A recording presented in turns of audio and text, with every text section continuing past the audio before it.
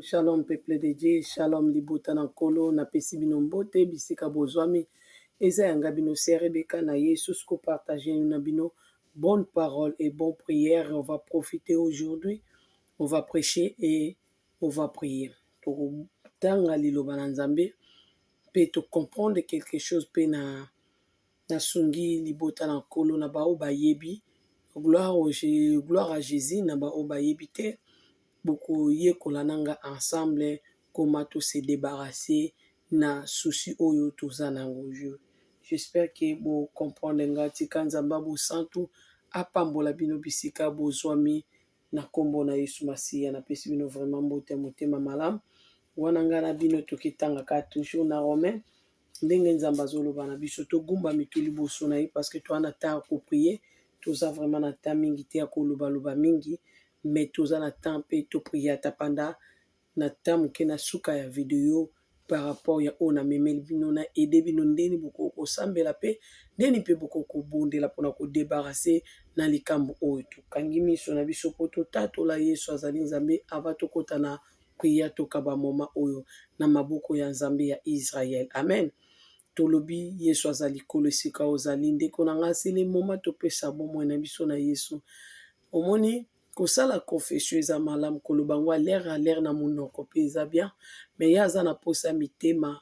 aza na posa oyo eza na monoko te mpona monoko na biso to promete makambo oyo tokokisa te tobalukela ye toloba tokotambola na ye lelo toza na ye nzela moko te eza bien te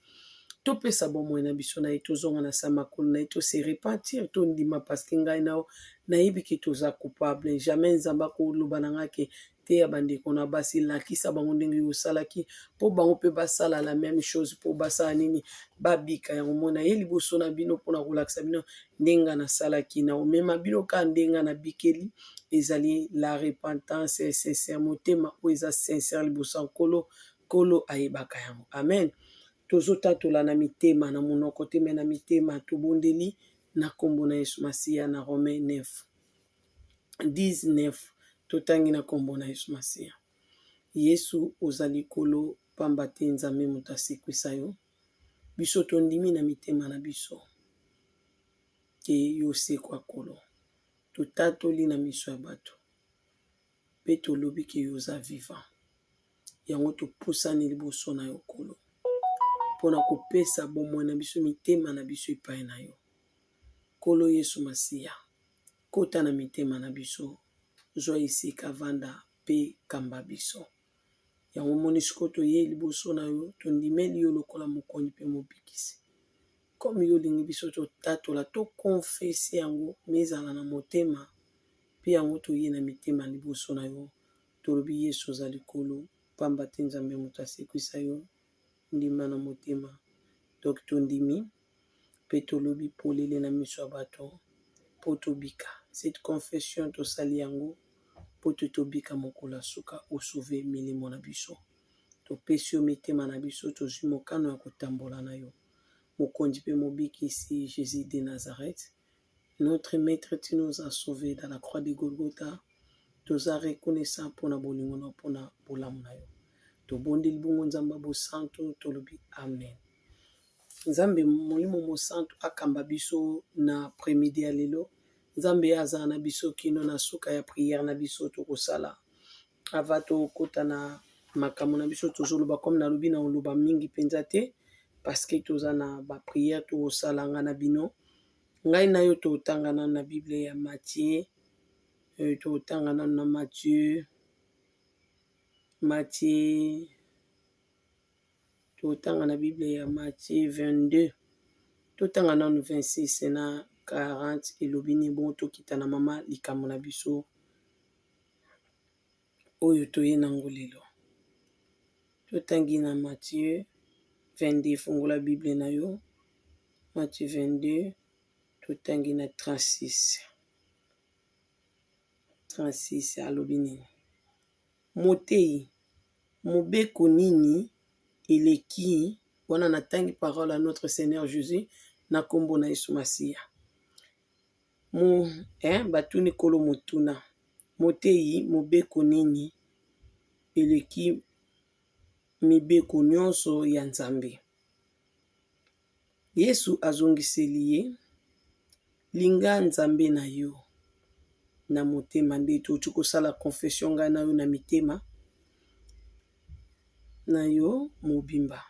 na bomoi na yo mobimba mpe na mayele na yo nyonso. Alobi nini na 38? Awa mawa eza bongo te, boyebanga deja naza na badifficulté kotanga. Mwana ezali mobeko wana ezali mobeko ya liboso mpe eleki monene. Donc kolinga nzambe na motema mobimba eleki mibeko nyonso donc na monene. Donc totanga Bible banda tobanda de Genèse ti tokoma na Apocalypse, mobeko eleki makasi nzoka ezali mobeko ezali biso na Matthieu 22 37. Matthieu 22 37 eza mobeko tolinga Yesu na motema na biso mobimba.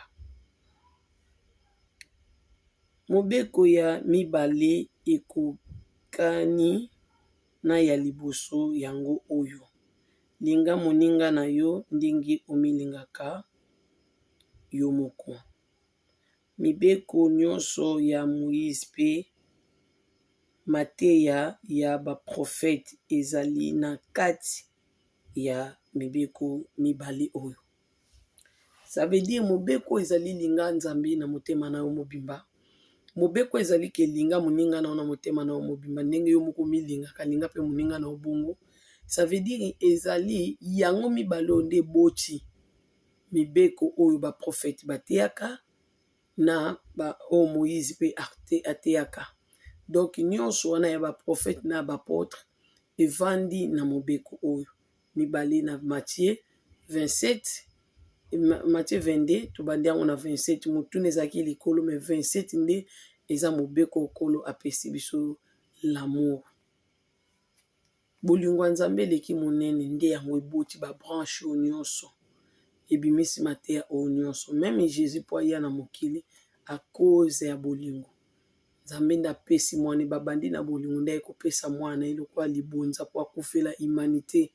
C'est l'amour de Dieu nde esala ke Jésus aya na mokili mpo aya kobota mpe biso, parce que soki aya peut-être ngai tobotama te. Donc aya mpe kobota biso, aya kokokisa mpe oyo tata na ye abongisaki akokisa, parce que mo alobi ke ta volonté soit faite. Donc mokano ya papa na ye ekokisama na vi na ye.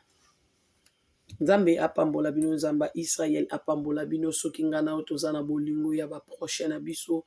e ozala biso bien, so tolimbisaka, soki tobosanaka eza malamu, soki tozosala mosala na ndenge ya malamu na motema malamu mpona konuire baninga mosusu te, eza malamu. Nzambe ya Israël akopambola bino, nzambe akobakisela biso mingi. Tosalaka mosala te mpona koblesse baninga, tosala bolingo mosala ya nzambe na bolingo nyonso. Me na kati na biso bato tozangi beketi te, tozangi mabe te, tozangi berere te.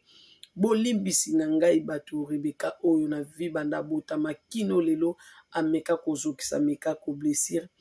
Omona makambo su topratika yango, osali yango na monoko me na motema te, me eke touche motema moninga.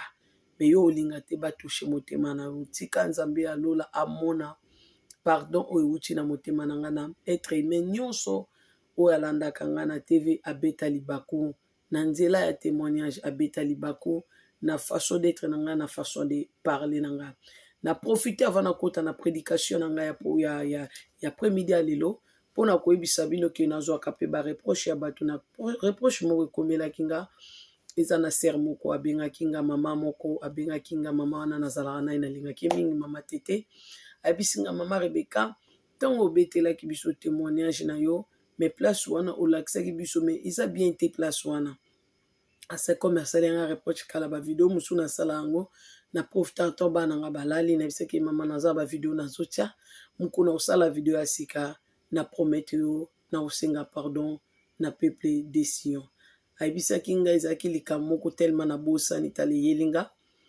na lobai na bino ezalaki na nde kobeta bino lisolo nini na bosani mpe lisolo yango. Nzambe alimbisanga, Seigneur zongisela yango par grâce na yoko. na banda loba soki nakosaki likambo boye ya kombo moko boye apoye nalekaki nabosani mama na nga limbisa nde bisinga wana eza osengaki biso pardon te parce que yo oloba bongo eza vérité te eza lokuta donc lokuta na bana na nzambe eza bien te eza passé meton obeteli biso ngo na tv mosengaki pardon te wana olakisi biso mayele bamisusu bao baza faible bakomona mayele ya kokosa mpo babika na likambo moko boye en tout cas peuple de Sion napamboli nzambe bosantu mpo aske boza wana boza koeveye na ministère ya papa na bino oyo akonfie na ngai. Deuxième remarque na betela bino déjà liboso na senga bino bolimbisi mpona yango ezalaki oyo nasalaki lilala ekotaki na kati ya video bolimbisi peuple de Sion naza na mpona komikitisa soki natuti bino libaku benga ngai yebisanga mama Rebeka tala reproche yango oyo onga na moni epai na yo soki oza posa na lekisa ngo na tv na kosenga pardon na osenga pardon soki oza posa ke yo mo osenga reproche esuka entre yo na nga na miso ya nzambe na kosenga pardon na miso ya nzambe soki yo oblige ngo mama Rebeka comme yo sali biso mabe public po ani tosenga biso pardon public non senga bino pardon public mais bopota te na makambo mosusu boprofite na yango parce que nayebi ke bato ebele bolinga boprofite na occasion oyo susi na ngai ezali ke na blessure bino te susi na ngai eza ke na décevoir bino pe te parce que tellement bozwi mpe bashock mingi na motema bokoya kokoma incrédit na makambo ya nzambe oyo ezali bien omona baoteya bino nzambe mpenda ya solo mona mpo bondima ye bozondima lisusu te mpona nini bomoni makambo ebele ekomeli bino bobaye deja eza mpe mabe tozolinga tozongisa mitema na bino na confiance ya nzambe ya Israel oyo bino bozalaki nango liboso comme biso basali bato totuki bino comme biso basali bato tozokisi mitema na bino tozala na mpe mpona kokitisa mpona korepare oyo berere biso tosali to oyo bandeko na biso basali biso torepare yango topusa tozongisa mitema na bino epai ya nzambe amen. J'espère que vous comprendrez posa motema na nga bozala na confiance parce que nouvelle génération ezoya makambo ekomemela bino ekouta epai ya nzambe toza esu na posa te boprofite na occasion ya nouvelle génération mais bozwa makambo ya kala bokontinue kotambola nango bazalaka boye babandaka boye apres lobi kuna bakangi bango na mibali bato ya lokuta omoni eloko wana etikali bino lokola basali nde bakotisaki biso mpe basali tokobimisa eloko wana yango namemi bino na dimension wana ke bolimbisi na eloko moko oyo omona mabe ngai nasala na blessa yo en tout cas bolimbisa nga reproche mosusu ekomenaki ngai mama Rebeka olobaki na biso ke avant makambo esalamaki na ntango ya Jésus esalamaki deya na molimo deja Yesu akufaki ndenge nini yoloba Yesu akufaki Yesu akufaka te na molimo akufaki te koma yokende koyebisa biso ke Yesu akufaki na molimo ndenge Rahab atiaki elembo ya makila ndenge Israël atiaki deja elembo ya makila ça veut dire spiritualité deja Yesu akufaki donc yango moni bambanda kotia bongo bazobika na yango apres kokokisa ngo nde physique mpona bato lokola batoma bamona bandima zomona ça veut dire à croire que Yesu akufa ma croire te ke deja spiritualité ke makila Yesu deja etangaki yango mona nayebisa yo na mutuna na ndeko na ngolanda ngai na bosana tomoni na rappele yango ezali moko ya makambo oyo eza deja na Bible esi ekomama esi esalama ke dele ebandeli Christ deja apesamaki mpona biso déjà Yesu apesamaki donc ton de likloba ekomami Bible elobi le commencement était la parole était avec Dieu et la parole c'est Dieu soko vérifier déjà moni ndenge Yesu déjà apesamaki comme libunza parce que ezalaki déjà nzambe déjà alobaki yango abongisaki déjà yango ça veut dire que comme déjà liloba Bible elobi que la lumière soit et la lumière vit déjà que Yesu Masiya déjà apesamaki mbeka dès que makambo wana l'air ekokisamaki nano te mais déjà baprophète babandaki koprophétiser déjà yango na ndenge akotekama na nde libotani ekoboya ye na ndenge baobwaka ye na nde baondima ye te déjà baprophète soki olandi yango bien même Esaïe alobango nana andimaki sango toyokaki bayokaki wapi nana ayebaki ke ezali ye mutu obandaki kolobela ça veut dire bayokaki la parole des choses soki liloba elati nzoto nani ayokaki nani andimaki déjà eza likambo déjà esalamaki déjà bayokaki yango mais komona yango kokokisama bandimaki te. Yango moni ke makila Yesu esopana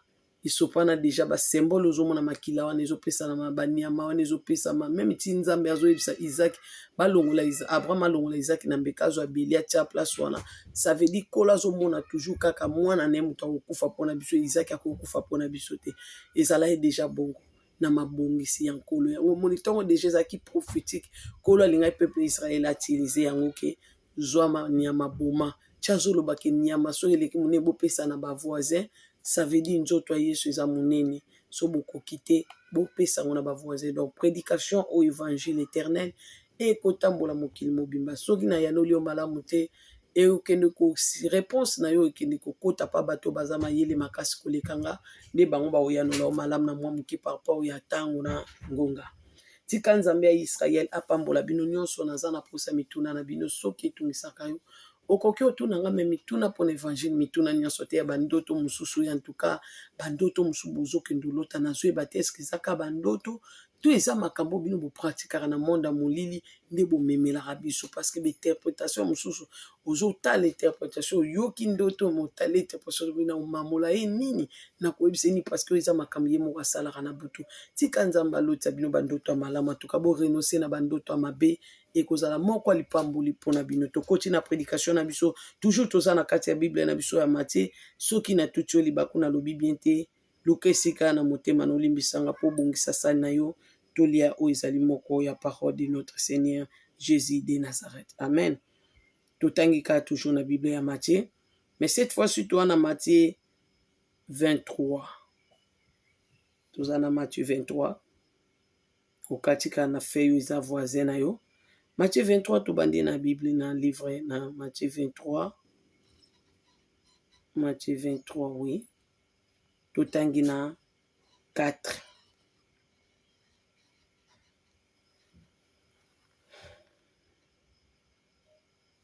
Totangi na 4 na kombo na Yesu. Amen. Bakangaka mikumba na ya kilo pe batiaka yango na mapeka ya bato kasi bango moko basimbaka yango ata mosapi te.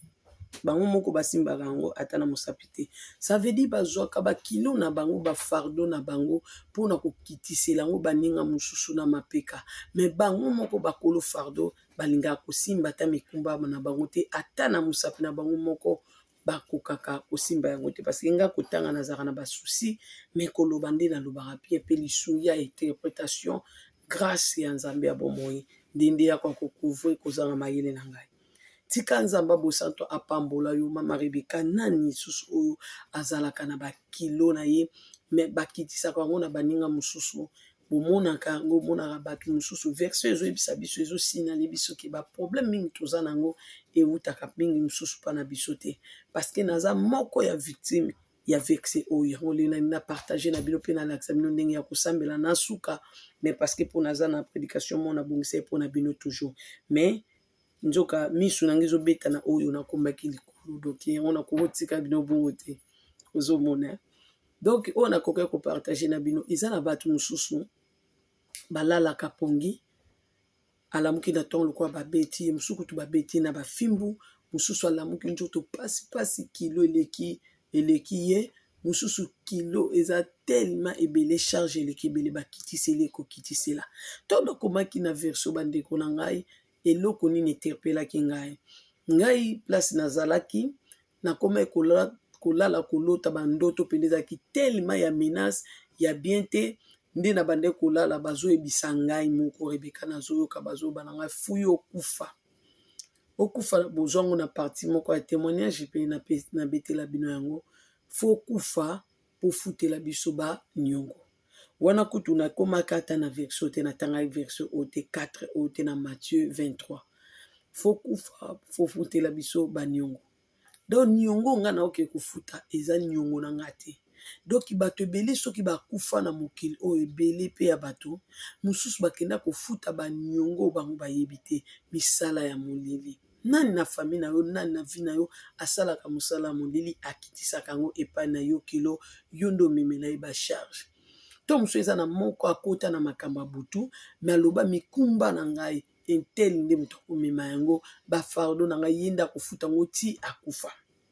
Tika nayebisa o makambo ezali somo mingi to nakomi na version oyo to natangi ngabi makambo namonaka nzoka ekomama ya solo nde nalobaka nanga mpe monguna azwa inspiration na bible, azwa inspiration na bible. Bandeko na ngai moko wana ezalaki ndoto bayeba bambangaki bota nzete mpena oyo afufu ya kilo wana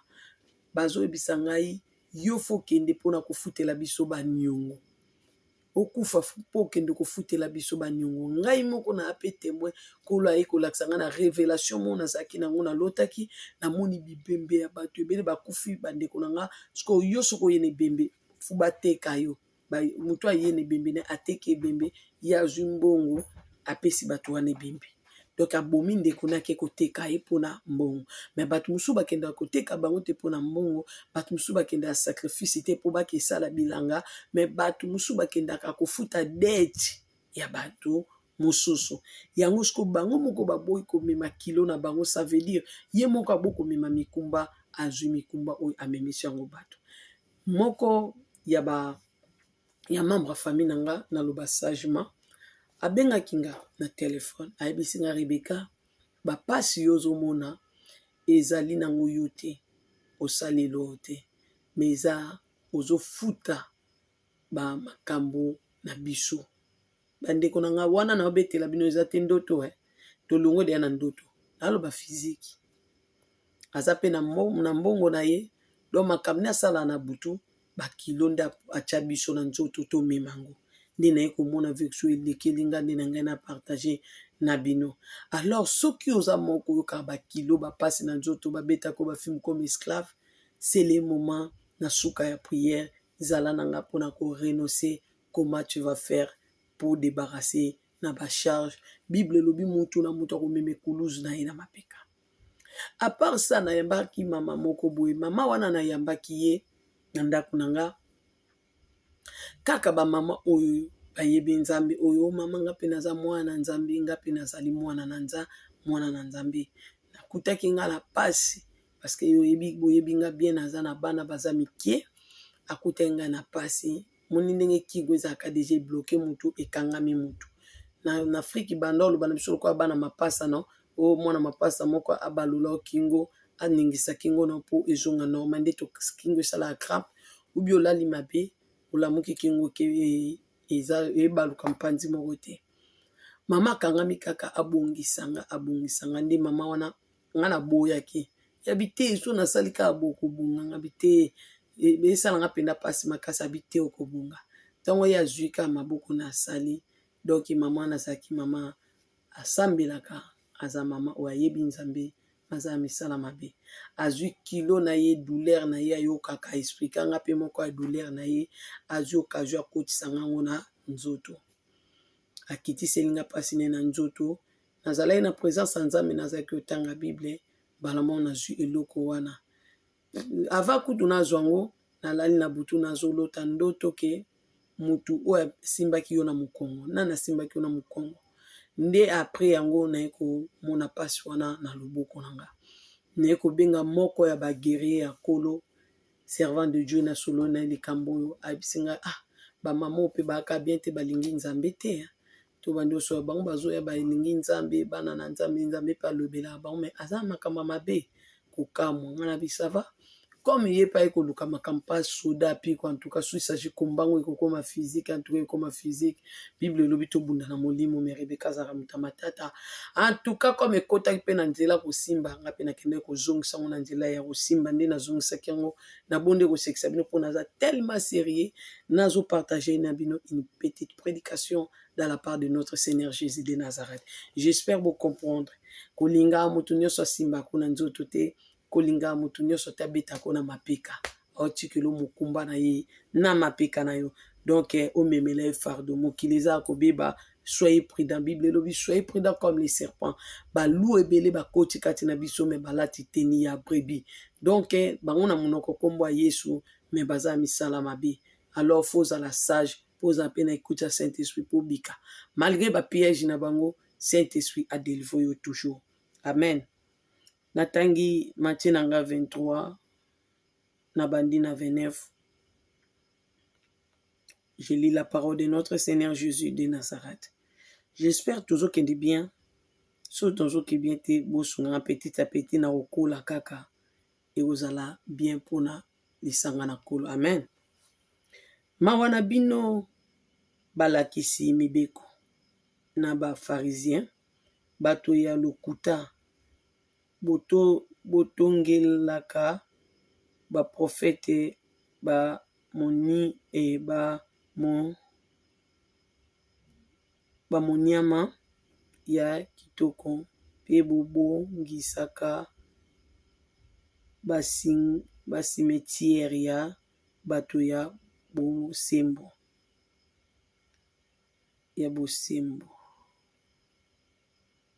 natanga nde malembe bondimela ngai bandeko na nga nalobaka bien kotanga nde yaka na mwa susi me bozala mpe patient na ndeko na bino mwasi so bosali boye te bosunga ngai te bozalaka patient bolobaka soki tozalaka na ntango ya bakoko na biso donc biso tolobaka soki tozalaka na ntango ya bakoko na biso na biso mbele tolingaki kosangana na bango te mpona koboma baprofete. Ngai na yo tolobaka boye nalobaka nde bien bosunga ngai na yo tolobaka boye wana toza yo talela bible na otanga na bible no bien ozomona ngai na yo tolobaka ke soki tozalaka na ntango ya bakoko na biso mbele tolingi tosala makambo bango basali te. Bakoko na biso babomaka bato babomaka baprofete me ngai na yo tolobaka so tozalaka na epoke ya bakoko na biso tongo osala mabe wana te ndenge biso tolobaka na yo. Boye bino moko bondimaka te bozali bana ya bato oyo babomaka baprofete. Ngai na yo tondimaka te ke tozali bana ya bato bakoko na biso babomaka bato babomaka na basala ya nzambe na baprofete. Ngai na yo tondima yango te tokabolaka biso biso toyebi nzambe bango baza babomi. 32 bongo sikoyo bosilisa kaka mosala bakoko na bino babandaka bosilisa kaka bosilisa donc bilobaloba na biso ya bino bosilisa kaka makambo bino bakoko na bino babandaki bosilisa bino banyoka oyo ndenge nini bokosala mpona kokima etumbu ya lifelo. Bino banyoka biso banyoka nzambe obenga biso bino banyoka eza te kaka ozala nyoka ozala serpent. Langage ya lokuta ezali nyoka eza rise ndenge ekolo biso tolobi na nzambe awa biso so tozalaki na epoke bakoko na biso papa nalingai nazala lokwa bakoko na nga te nalingai mpe koboma bato te nalingai nazala lokwa bango te bapomi batangisi makila basimbi makila so nazalaki na epoke ya bakoko na nga nalingai nazala bongo te ça veut dire ozomikosa mpo nzambe ayebi outi na makila wana oza ndoki. Boyoka malamu na kotindela bino baprofete na bato ya mayele mpo balakisa mibeko kasi bokoboma bamosusu na mbeli to na mabanga mpe bamosusu na kuruze bokobeta bamosusu fimbo na bandako ya lisanga mpe bokonyokola bango bipai na bipai. Saint-Esprit nga nakende rapide papa zolokumu yango wana bozali komema ngambo ya makila ya bato nyonso ya bosembo oyo babomaka kobanda na Abel tina Zaraya nayebi te so natangi bien nga kokotanga mamosusu te me nafrontaka kaka mwana ya Beraya oyo abomaka na kati ya ndako ya bosantu na mesa ya mabonza 36 tosuka wana pe mayaya. Nalobi na bino ya solo bino bokozwa etumbu mpona makambo nyonso oyo, makambo nyonso wana. J'espère que tu comprends les prédications na biso. Nga mateya na ngai, Nzambe aloba na ngai Rebecca obiki à cause ya repentance sincère. Donc naza wana mpona omema bino toujours na repentance sincère. Nga naza posa liloboko la loba na nga na nzela na basi ebele bakobika, na nzela na ba mama ebele bakobika. Yango moni ke posa na nga ezalaka bino bobika. Ndenge nga nazaki kososola Nzambe yango ememeli nga bomoi, na kolinga pe na mema bino na dimension wana pe po bozwa bomoi. Na ofungola bino ndenge nga nazali ko comprendre na ndenge na bandeko komikitisa yango ebendeli nga bolamu, soki bino po bosalika bongo ekobendela bino bolamu. Amen. Awa biso tolapi ndai soki tozalaki na epoke ya bakoko na biso tolingai toboma bato te, tolingai boboma innocent te. Nga ntango na verset oyo nayoki nabi Nzambe naza mobomi, nga mpe na participe na mabe bakoko na nga basalaki, wana nde nga namemelaka likambo na nga mpo nazwa lobiko mpe bolimbisi ya masumu na nga mpe ya makila ya bato nga natangisaki mpo Nzambe afutisaka makila. Lelo tozolela mingi bakonsekansi ya makambo oyo ezokomela biso, me tozobosana biso toza coupable ya makambo ebele kutu koleka oyo bato ya mokili basali biso. Biso so tozaki ba innocent, Nzambe voulait nous défendre de toutes les façons, mais toza ba coupable. Tolata saki ya mawa na Nzambe, kolela ma na Nzambe, mitema na biso egumbama liboso na ye. Ah, mama Rebecca bakoko na biso baboma ba prophète, nga na boma ba prophète te non. Bongo zemi mabe o biso to ndoki sala kolongola bazemi na tango nyonso yebi combien Nzambe na omona mabota na biso molili maponaki yo po yote obotama mwana noto ntango mosusu aza Moïse ya famille, ntango mosusu ye nde omema lumière eza yo te. Bible ezoloba nini? David azoloba ngai papa nakotongela yo ndako. Nzambe azoba David eza yo te moto akotongela nga ndako, moto akotongela nga ndako ezali mwana na yo Salomo. Alors nga Rebecca mama na nga aboti nga na libota oyo mabota nyonso ya malamu eza na ya mabe ezali berere ezangaka te, me nga nakolaki mabe me na nzela agardaki quand même nga, alembaki nga te, apoisonaki nga te, alongolaki nga zemi te, akende kotika nga nofelina te, abandone nga te, arejete nga te, amonaki mpasi toujours mpona abokola nga. Lelo nakoli, lelo naye kokoma mwana na Nzambe, nakomi mwana na Nzambe. Eske bozoyeba siko tala siko na moma wana soki nga moto lokola nga bonaki koma mwana na Nzambe ebongo ba innocent wana bazemo nga na longola, eske na kati ya bato wana nyonso nga na banda opesa nga kaka miyibi, eske na kati ya mokili okolo atindaka miyibi? Non, bato baka obeba awa, mais le réparateur des brèches à sa vivant. Alors nga na toza coupable tosali kaka ndenge koko na biso basalaki. Donc mema bino kaka na toyebisa Nzambe ke toza ba innocent te, tozali coupable, limbisa biso yokela biso mawa ya solo makambo nyonso biso tozomona ba fardo ba paso tozomona ya liboso eza na biso mobandoki ya vi na biso moko na toza bato tomi bomi tomi sali mabe nde bango moko bayi kozwa porte nde bakuta porte ouvert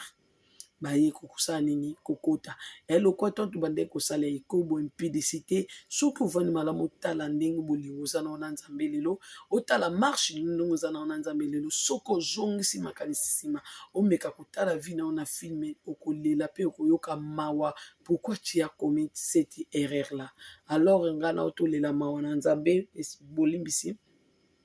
po toyebi te badani obiso tosopaki makila na bango o tosimbaki makila na bango na maboko toza babomi parce que ba sous-vêtements na biso babilamba na biso wana batia moto to ande komia po makila ngo ebima bien bien ezalaki makambo o biso tozosala ba innocent tozoboma makila na bango ndenge Caïn aboma Abel.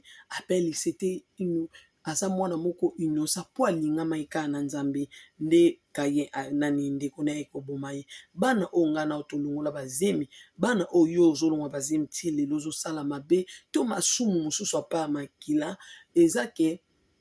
ozosala ngo parce que eske mwana wana ozosala mabe eske po kaka mwana ngo abotami Nzambe ka moto atindi ye yango oyo ozwi mbeli na munganga boke boma misu babomaka na nzela ya ba tobenga yango nini oyo tokendaka bacritage mususu tokenda koboma bango na nzela ya bamakasa, bamisusu toboma bango na banzela makasa, bamisusu toboma bango na nzela toboma bato, bamisusu totokisa banzete tokubula, misusu pena mutu ama mutu eza akokufa na yaya oyo biso tosala tomeka kutu te kotombola maboto bato oza bainosa to coupable parce que biso tozoboma bato me bato wana bakati na biso nalobi kati na yo moto azali ame ezali mutu lokola yo akotema lobi tala nayebisaki bino Jacob ye moko me aboti 12 tribu yaya 12 tribu Jacob. Abraham abotika mwana moko koko na ye Isaac aboti bana mibale me nga na oloba sikoyo na ndenge bana mosusu te ya elaka te nga na oloba par rapport ya prophétie nini oyo ya nini tolobaka prophétie mwana elaka toyebi ke Abraham abota bana ebele me tozolobela oyo ezali oyo nzambe azalaki alakaki oyo nzambe azalaki na programme na yango nga nazolobela me Jacob apupola mpenza ye moko apupola bana ebele ozomona tosalaka mabe kolandisama bakoko na biso. Jacob aye komettre kaka likambo ya monaki epai ya tata na ye na mama na ye ayoka na ye basala nini boye Jacob aye komonaki ata ya liboso asaini lo te mwana mibale capable kosala mama minene pe kobota pe kosala makambo okutu ya liboso akoki kosala te akenda ngo mpa bana ya mwana na ye azwi maboko achebo lipamboleki epa leki po ye mpe leki ye mpe azwaki asala mpe na moninga mabe basali yo mpo osali yo na moninga donc ozomona tika nzambe bosantu ayokela biso mawa toza coupable na kota bakilo na kota bafardo tosuka miniti eza ebele nayebisi bino tozosala repentance sincere awa ngai na bino nazolakisa bino ndenge bakonfesaka mpe ndenge bandimaka mabe ozomona mpo ngai nao toza conscient banda koanalyze ndenge omelaka kisi yo omelaka kisi oyo tobanda obenga cytoteke yo omelaka yango banda koanalyze ndiongo banda olela limpasi oyoka limpasi me oyebi mpasi wana oyokanga motema kuna ame ezokatana banda koreflechir sikoyo banda koreflechir soki otuta makasa soki otokisa komelaka tokendaka mpa monganga bino bale bazwa profete ya bato batoka to batoka servante ya bato nzambe nyonso akeli bible elobi nyonso nzambe asali ezali bien. Alors soki bato wana bazalaki bato malamu ngai na yo tokoloba toza bainosa na bakoko na biso toza différent non différence ezate entre toi et moi na bakoko na biso tosalika mabe moko ozomona yango moniki tozolelamaka na nzambe na bakilo oyo eza moko ya prière na yo ya pokwa soki moto abetako na ndoto to moto amemisa bakilo centre bamemisa bafardo oyebi moto yango te na prière na yo ya pokwa lelo ntongo obondelaka ndenge obandaka baprière na obandi so okomi na prière ya korenonce obandi kokabwana mpe na bacharge o mikumba bango batiela yo ozoyebisa nzambe olobaki motu na moto akomema ekuluzu na ye yo oyaki omemaki kuruzu na yo yo moko ntango bazobenga Simon de Sirène aya komema croix Yesu alimbaki ekuluzu te amemaki yango na mapeka na ye me geste oyo ozomonana eza prophétique ya kobenga Simon amema ekuluzu ça veut dire mwasi mpe yaka yo mpe nga mobali na memi yo mpe mwasi okomema yango ndenga mobali na yo na memi ntina na suka j'espère ozwinga bien okapte bien parce que nalingaki ososolaki Yesu amemaki ekuluzu na ye ntina suka mais ti na suka